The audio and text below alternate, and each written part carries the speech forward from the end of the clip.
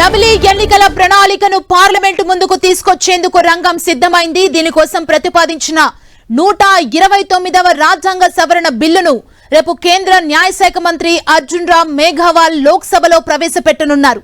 తరచూ ఎన్నికల నిర్వహణ వల్ల వ్యయ ప్రయాసలతో పాటు సమయం వృధా అవుతుందని బిల్లు లక్ష్యాలు కారణాల్లో ప్రభుత్వం వివరించింది. జమిలీ ఎన్నికల వల్ల ప్రజాధనం సమయం ఆదా అవుతుందని పేర్కొంది. జమిలీ ఎన్నికలతో పదే ఎన్నికల ప్రవర్తన నిబంధనలను అమలు చేయాల్సిన అవసరం ఉండదు కనుక అభివృద్ధి పనులు నిరాటంకంగా జరుగుతాయని కేంద్రం పేర్కొంది. ఎన్నికల విధులకు మానవ వనరుల వినియోగం తగ్గి ప్రభుత్వ ఉద్యోగాల సేవలు మరింత అందుబాటులోకి వస్తాయని తెలిపింది.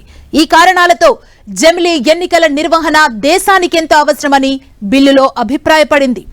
లోక్సభ అసెంబ్లీ ఎన్నికలతో పాటే స్థానిక సంస్థల ఎన్నికలను నిర్వహించాలని మాజీ రాష్ట్రపతి రామ్నాథ్ కోవింద్ ఆధ్వర్యంలోని కమిటీ ప్రభుత్వానికి సిఫార్సు చేసింది. స్థానిక సంస్థల ఎన్నికల విషయాన్ని ప్రస్తుతానికి పక్కనబెట్టి కేంద్ర మంత్రిమండలి లోక్సభ అసెంబ్లీ ఎన్నికల కోసం రూపొందించిన 2 బిల్లులకు ఈ నెల 12న ఆమోదం తెలిపింది. జమిలీ ఎన్నికల అమలు కోసం రాజ్యాంగంలో కొత్తగా 82A అధికరణాన్ని చేర్చాల్సి ఉంటుంది.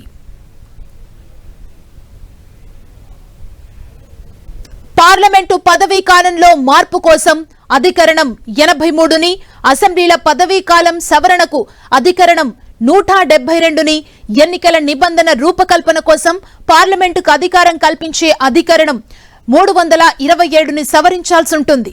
జమిలీ ఎన్నికల బిల్లును పార్లమెంటు ఉభయ సభల్లో సాధారణ మెజారిటీతోనే ఆమోదించుకునేలా కేంద్ర ప్రభుత్వం మరో బిల్లును రూపొందించింది.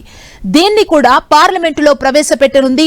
శాసనసభలున్న 3 కేంద్రపాలిత ప్రాంతాలైన పుదుచ్చేరి, ఢిల్లీ, జమ్మూ కాశ్మీర్ కు సంబంధించిన చట్టాలను అక్కడ జమిలీ ఎన్నికల నిర్వహణకు వీలు కల్పించేలా కేంద్రం సవరించనుంది. ఇందుకోసం విడిగా బిల్లును ప్రవేశపెట్టనుంది.